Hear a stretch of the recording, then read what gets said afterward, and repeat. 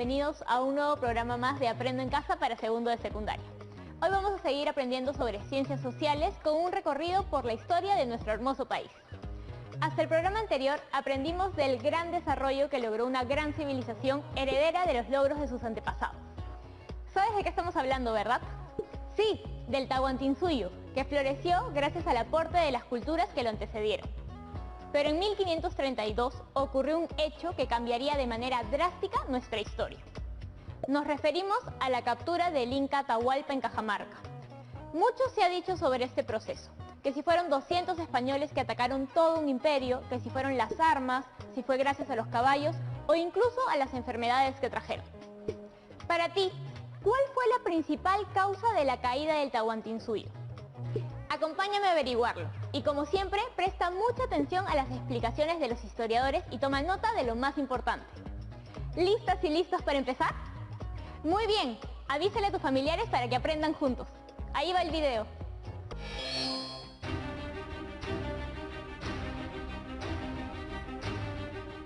Cristóbal Colón llegó a América en 1492 y el encuentro de Pizarro y Atahualpa en Cajamarca se produjo en 1532. Habían pasado 40 largos años entre un hecho y otro.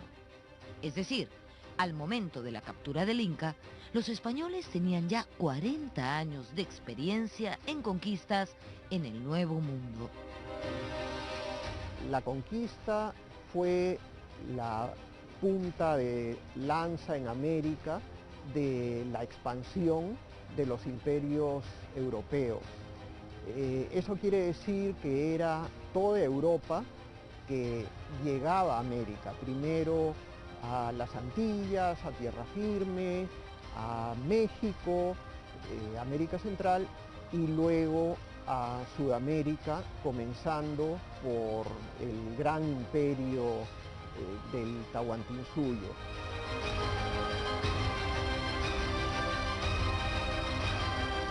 Pues cuando vinieron al Perú venían ya preparados para una conquista, armados hasta los dientes. Todos los tipos de armamento que se conocían hasta ese momento. Hasta tenían un pelotón de perros, galgos, para cazar seres humanos. Francisco Pizarro era un hombre de su tiempo, un hombre de guerra, un experimentado capitán que había combatido en 1.000 batallas. Había sido uno de los fundadores de Panamá, además de alcalde, regidor y visitador.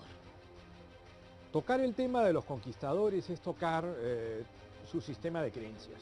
En principio es un hombre del antiguo régimen, es un hombre de cabeza, me atrevería a decir, medieval, a pesar de vivir cronológicamente en el mundo moderno, ¿no? El conquistador es un guerrero, el conquistador es un cruzado, el conquistador es un sujeto que, hablando en términos cervantinos, a pacer entuertos, es decir, a hacer justicia, proyectar la cristiandad, a ampliar la cristiandad y, en el camino, a hacerse rico.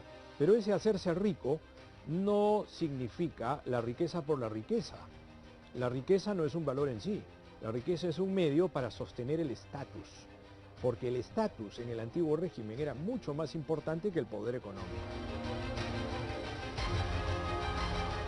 Para el momento en que Pizarro se dispuso a comandar la expedición al Tahuantinsuyo, era ya un hombre de una considerable fortuna.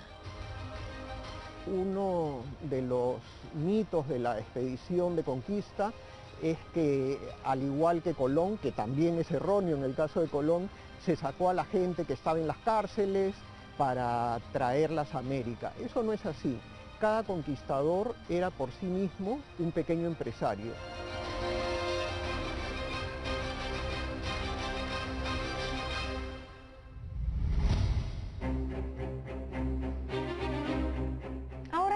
Vamos a aportar un par de datos sobre la conquista que hace tiempo se conocen en los círculos académicos, pero que no han sido suficientemente divulgados, ni siquiera en los colegios.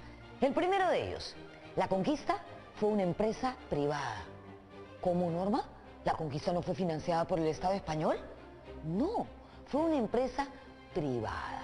Es cierto que el Estado español dio permisos y una suerte de concesión, pero fueron los conquistadores quienes consiguieron sus recursos, que no fueron pocos, por supuesto, ¿no? Imagínense, barcos, armas, municiones, comida para una cantidad enorme de gente durante toda esa aventura.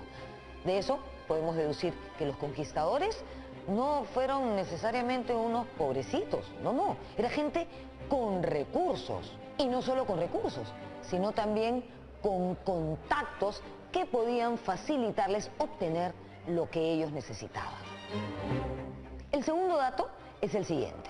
Desde chiquitos nos han enseñado en el colegio, bueno ya, al menos a mí, que los socios de la conquista fueron tres: Francisco Pizarro, Diego de Almagro y Hernando de Luque. Al parecer, la cosa no fue tan así. Es decir, Hernando de Luque no sería un socio de la conquista, sino una suerte de testaferro. El verdadero tercer socio de esta empresa sería un acaudalado banquero español llamado Gaspar de Espinosa, que vivía en Panamá y que por alguna razón no quería figurar. El primer viaje de conquista lo emprendió Pizarro en 1524, junto a 100 soldados y algunos perros de guerra. Luego de duros enfrentamientos con los naturales, en los que Pizarro y Almagro quedaron muy afectados, Almagro incluso perdió un ojo, ellos emprendieron el retorno. En el segundo viaje ocurrieron varios hechos significativos. Primero, el secuestro de los tres muchachitos, unos comerciantes costeños que navegaban en una balsa y a los que convirtieron en intérpretes. Luego, el famoso episodio de la Isla del Gallo, donde en un momento de crisis en el que toda la tropa quería desertar, Pizarro trazó una línea en el suelo para que los soldados decidieran quiénes lo acompañarían. Solo fueron 13, los 13 de la fama. Los 13 de la Isla del Gallo. Era muy duro, una expedición de conquista es muy difícil de imaginar ahora todo lo que había que hacer. Los caminos no estaban preparados para la rueda, no eran caminos para transportar piezas de artillería que rodaban sobre ruedas. Los caminos subían a alturas que los conquistadores nunca habían remontado y volvían a bajar a los fondos de los valles, bajaban a las cejas de selva. Había que llevar la comida con uno mismo, los cerdos, las gallinas o lo que fuese, uno lo tenía que llevar porque no tenía latas ni comida refrigerada. Las armaduras pesaban muchísimo y muchas veces había que llevarlas puestas porque había el peligro inminente de la guerra, del ataque. Las piezas de artillería pesaban mucho, los mosquetes había que llevarlos también cargados. Un conquistador llevaba mucho peso encima. Si tenía su caballo, el caballo era una gran inversión. Lo ayudaba en la guerra, lo ayudaba a recibir una mayor parte del botín también por el hecho de tener un caballo, pero tenía que cuidar ese caballo, alimentarlo, limpiarlo, ver que no se enferme, etc. Cuidarlo en el mismo combate. En el Tahuantinsuyo, Huayna Cápac era el soberano y gobernaba desde Quito. En ese momento recibió noticias del segundo viaje de los españoles. Pizarro había desembarcado en Tumbes, luego había vuelto a su embarcación bajando por la costa hasta avisorar Chan Chan. Allí tomó la decisión de retornar a España para armar una expedición en toda regla. El Incario era demasiado imponente para las fuerzas que disponía entonces. Luego enfermó Huayna Cápac y su sucesor ya designado. Comenzaban a llegar las epidemias.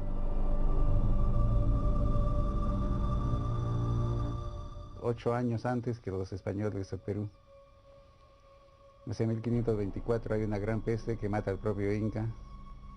y que por todos los relatos, evidencias es viruela. ¿Cómo llegó la viruela? Bueno, posiblemente contacto de indios Panamá, que entraron en contacto con estos comerciantes chinchas y que trajeron la enfermedad, ¿no?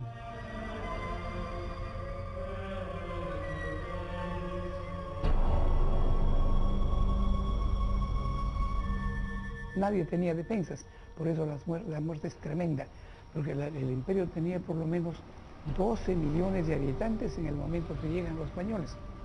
Y en el censo que hizo el virrey Toledo había solamente 1,5 millones, lo que quiere decir que en menos de 40 y 30 años desaparecieron como 10 millones de habitantes, porque morían en masa.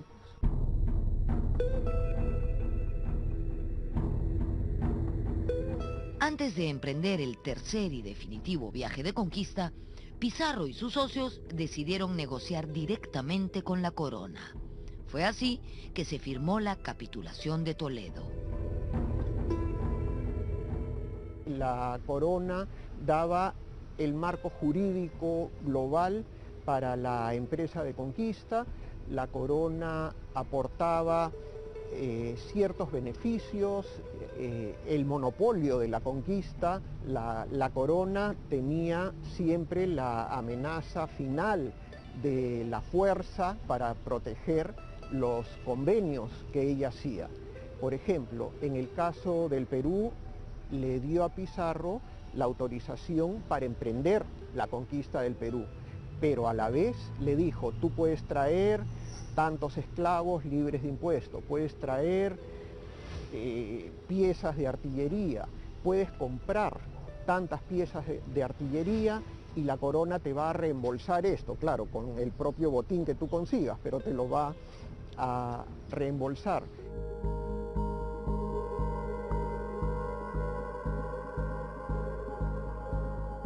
La muerte de Huayna Cápac se mantuvo en secreto. Su cuerpo fue embalsamado y traído al Cusco como si estuviera con vida, para evitar disturbios hasta que se anunciara su sucesor. Pero ustedes ya saben cómo son estas cosas, ¿no es cierto?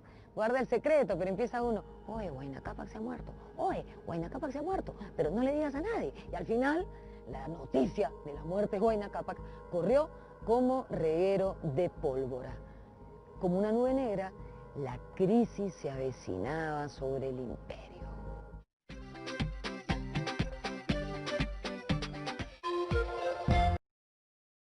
En su prestigio, el poder.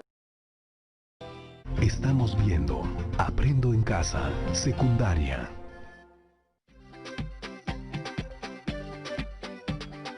Las guerras fratricidas entre Huáscar y Atahualpa, que se produjeron luego de la muerte de su padre, el inca Huayna Cápac, no fueron un fenómeno extraño ni único en la historia andina.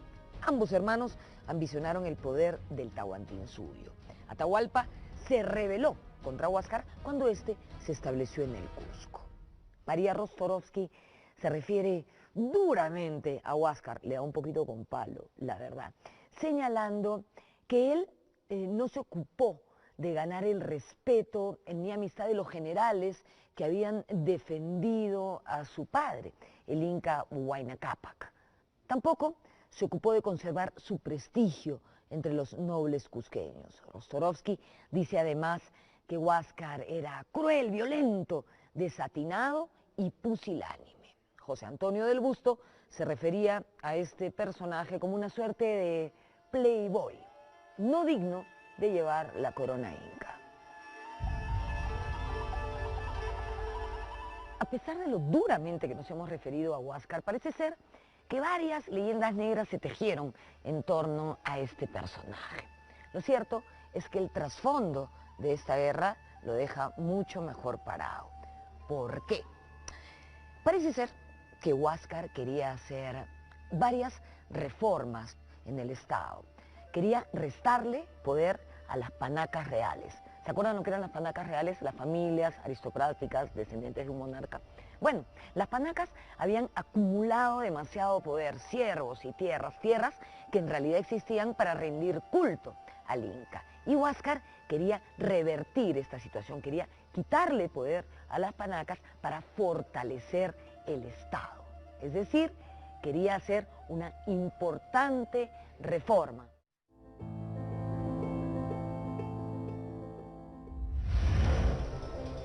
Atahualpa cayó en una primera batalla, preso a manos de los Cañaris, un grupo étnico situado en la sierra del Ecuador actual. Pero esa misma noche se escapó de prisión. Luego contaría que se había transformado en serpiente, ganando su libertad a través de los barrotes de la celda. De acuerdo a su versión, era un dios y por lo tanto era invencible. Hay todo un mundo mítico que explica acontecimientos de manera sobrenatural, y particularmente los dioses. Hay que recordar que los incas son hijos del sol, tienen atributos mágicos religiosos, ¿no?, como personajes divinos. Atahualpa logró remontar la muy cruenta guerra civil entre los incas y obtuvo una esforzada victoria. Huáscar había entregado el mando a varios generales que fueron vencidos, hasta que él mismo tomó la dirección de la guerra, y el resultado fue aún peor para su causa, pues fue hecho prisionero. Estábamos ya en el fatídico año de 1532. Estando en Cajamarca, Atahualpa fue alertado de la reaparición de los hombres barbudos que cruzaban el mar. Decidió detener su marcha triunfal al Cusco y recibir a los extranjeros que tanto habían intrigado a su padre. El Cusco estaba capturado por el general Quisquis, leal a Atahualpa, quien había desatado una feroz represión sobre el sector de la aristocracia cusqueña, fiel al Inca derrotado. En el tercer viaje de conquista, los españoles encontraron que la tierra estaba desolada por la guerra civil entre los incas y ya no percibieron ni el orden ni la amabilidad que encontraron durante el viaje anterior.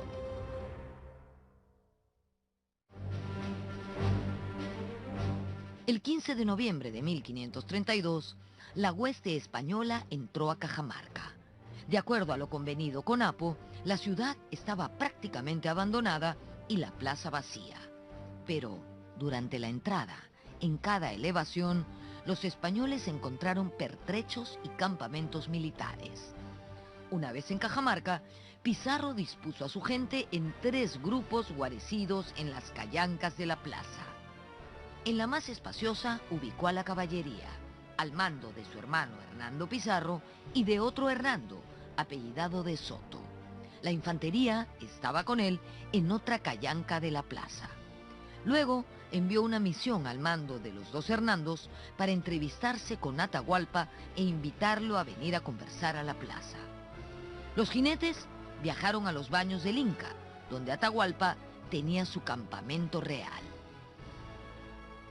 Allí los recibió sentado en una alfombra. Los indios colocaron una cortina entre él y los españoles. El Inca permaneció con la cabeza mirando al suelo, no les dirigió ni una mirada. De Soto intentó asustar a Atahualpa, haciendo unas cabriolas con su caballo, pero el Inca ni se inmutó. Quien resultó sorprendido fue el propio De Soto.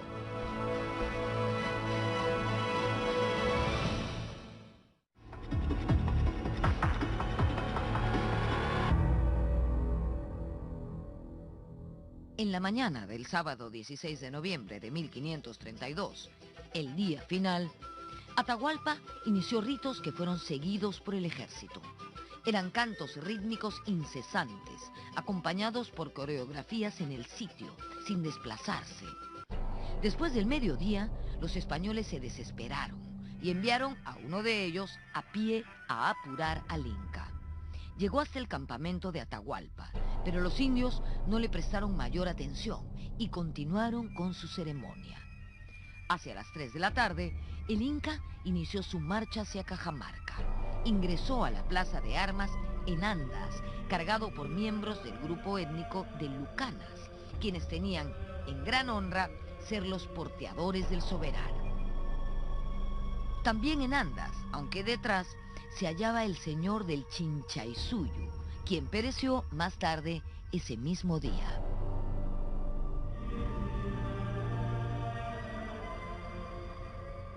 Delante del anda de Atahualpa iban unos indios que recogían todo guijarro del camino, para que el Inca marchase sobre suelo parejo sin incomodidades. Detrás de Atahualpa iban los músicos y una enorme comparsa que marchaba rítmicamente. No entró a la plaza ningún guerrero inca, todos quedaron fuera. El Inca entró de ese modo porque iba a conversar con los españoles e invitarlos a pasarse a su bando. Seguramente estaban muertos de miedo por las amenazas que habían podido percibir. Yo creo que Atahualpa esperaba más una condición de encuentro, de saludo, de medición de fuerzas, de un pulso con los españoles y no una acción directamente de enfrentamiento y de guerra. Y en ese sentido creo que fue sorprendido. Sorprende la ingenuidad de Atahualpa. En eso sí peca de soberbia. La confianza en que se presenta, un poco convencido de que su propia majestad va a paralizar cualquier intento.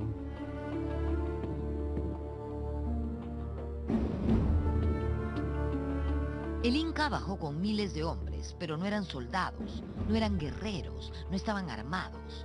Todos los testimonios así lo dicen. Se trataba de músicos, danzantes, bailarines. Atahualpa entró a la plaza de Cajamarca como si fuese a un ritual, a una celebración. Y qué mayor prueba de valor de su parte que bajar sin guerreros y hacer correr a los barbudos. Atahualpa ingresó a un baile ritual, a una ceremonia del poder, creyendo que una banda de infelices no podría hacerle daño. Sin un solo guerrero, sin un solo guardia armado, rodeado de arlequines, de payasos, saltimbanques, músicos y los incapchaki. El deseo era hacer correr a los barbudos de estadio lleno. Pero, ¿qué pasó? Cuando Atahualpa llegó a la plaza, se sorprendió al encontrarla vacía. Los españoles decidieron jugarse el todo por el todo, vencer o morir. Al parecer, Atahualpa se encontraba confiado en una fácil victoria y pagaría muy caro el error de subestimar a su enemigo. Cuando Atahualpa llegó montado en su litera, se ubicó en la abarrotada plaza para saludar a los barbudos visitantes y salió a su encuentro el padre dominico Fray Vicente de Valverde, quien con Biblia en mano comenzó a contarle a Atahualpa las verdades de la fe cristiana. Estoy segura que todos deben saber lo que pasó, ¿no? Pero lo voy a contar de todas maneras. ¿Qué hizo Atahualpa? Agarró la Biblia, este objeto extraño, lo miró, lo observó, lo sopesó, se lo puso en la oreja para ver si sonaba algo y como no encontró en esto ningún interés, arrojó la Biblia al suelo. Indignado, el padre dominico arengó a las tropas españolas que se encontraban escondidas en los alrededores al grito de «Santiago a ellos». Secuestro, el primer interesado en la salud del secuestrado es el secuestrador.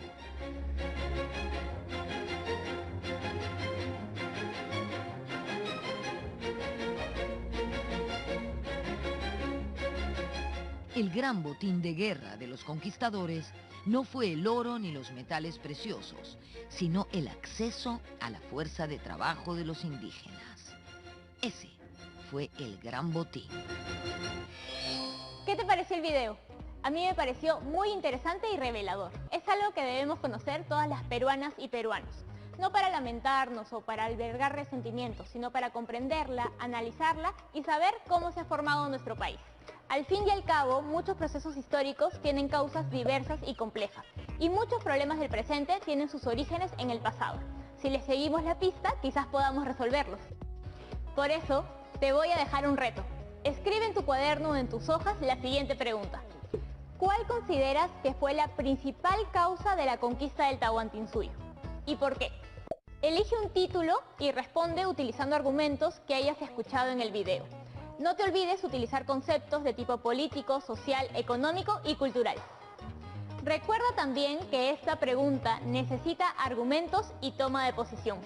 Tu posición, así que no la estés buscando en redes sociales, ¿ah? Muy bien, ahora sí, a trabajar. Y no te olvides de archivar tu texto en tu portafolio, que será la evidencia de tu aprendizaje. No te olvides de seguir cuidándote en estos tiempos de pandemia. A lavarse las manos y nos vemos en el próximo episodio.